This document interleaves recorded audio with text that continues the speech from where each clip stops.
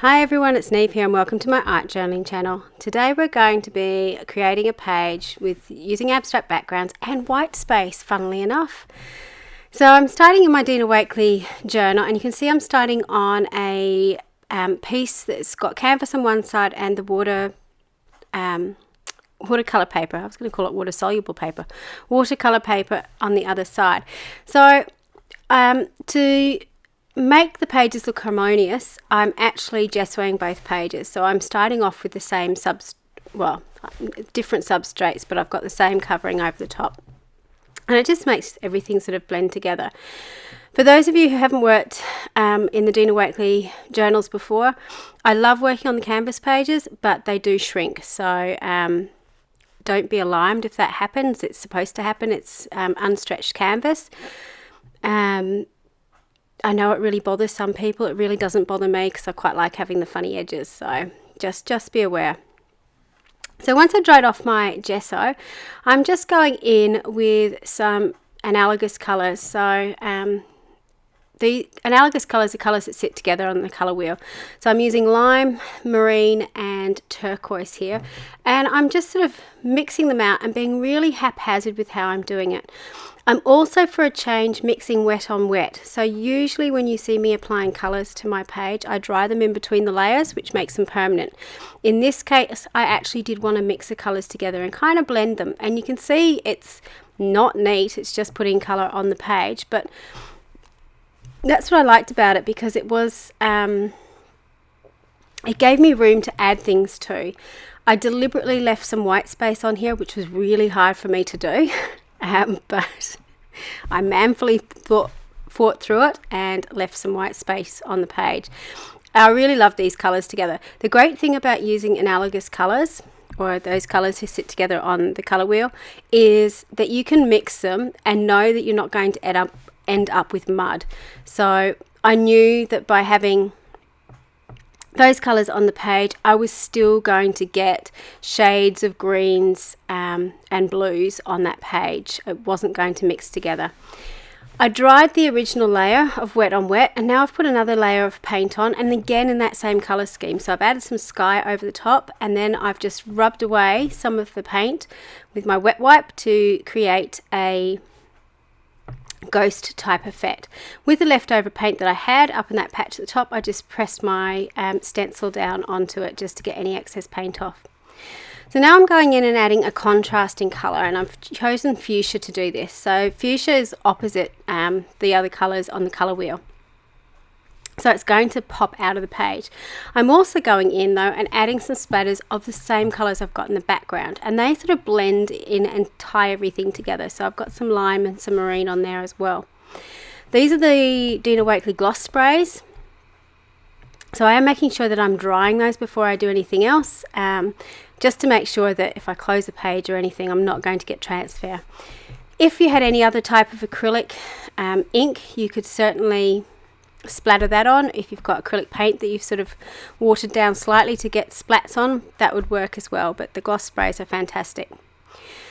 So I knew I wanted to stamp on this page or have a stamped focal image, and because I was working on the watercolor paper, it's got a texture to it, so I needed to stamp, or I need to stamp onto some tissue paper. So this is a Dina Wakley collage tissue paper. If you don't have this, you can use regular gift wrap.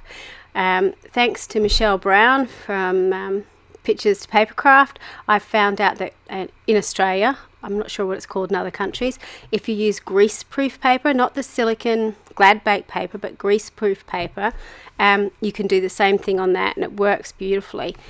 So any sort of tissue paper, a paper that will go translucent when you apply paint to it. Gel medium, not paint. So I've stamped out my image, and now I'm going to glue it down using the gel medium, and you can see here how it sort of disappears into the background. It looks like I've stamped that image on, but in actual fact I've done it onto tissue paper, and it's a really convenient way to add stamped images to your pages that are lumpy and bumpy or have got mixed media on them. I could have put that image smack bang in the middle of the page across the spine, and it would have looked like it'd been perfectly stamped. So it just gives you a great deal of flexibility with your imagery that you can use. So to help blend it into the page a little bit more, I'm also using my Stabilo Ore pencil just to draw in some extra sketchy lines and to go over some of that writing. And I'm actually going to add in some more of my own writing underneath, just to extend the image down to the bottom of the page. So I really don't like to have floating images on my page. I like to have them grounded in some way, and by grounding them, it's attaching it to an edge of your page. You'll notice with all my painting, everything goes off the edge of the page. So it's just to help extend your eye off the page. If I deliberately wanted a border on a page, that would be fine, but if I didn't paint to the edge, it would give you this sort of unnatural border that looks a bit odd.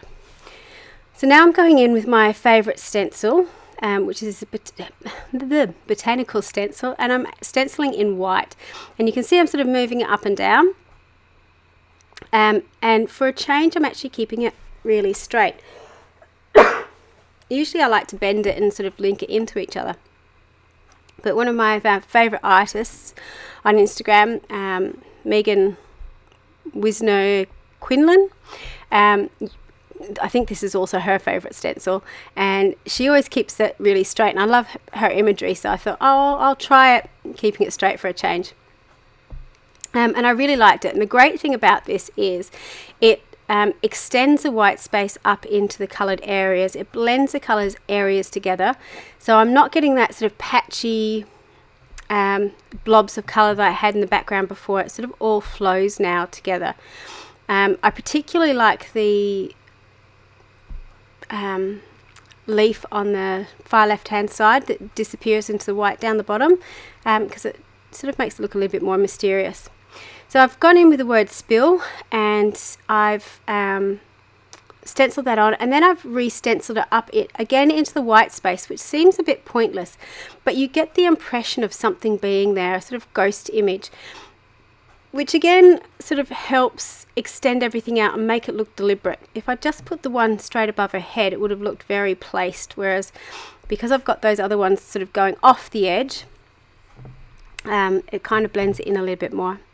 So now I'm going in with my foodball pen and just being really sketchy around the outside of those leaves.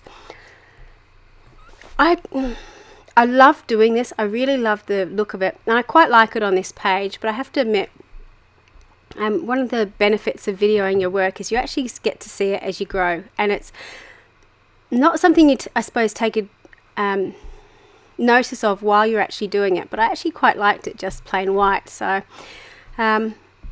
yeah, take with that what you will. If you liked it plain white, don't put the sketchy lines over it. So this is the finished piece. It didn't take all that long to do. It was lots of fun to do, and really simple, I suppose. It was just a bit of paint in the background, some stenciling, and stamping onto some tissue paper. So I think it's fairly easy to replicate as you go along if you would like to try something similar in your own journals. Thank you so much for watching. I really appreciate you coming along.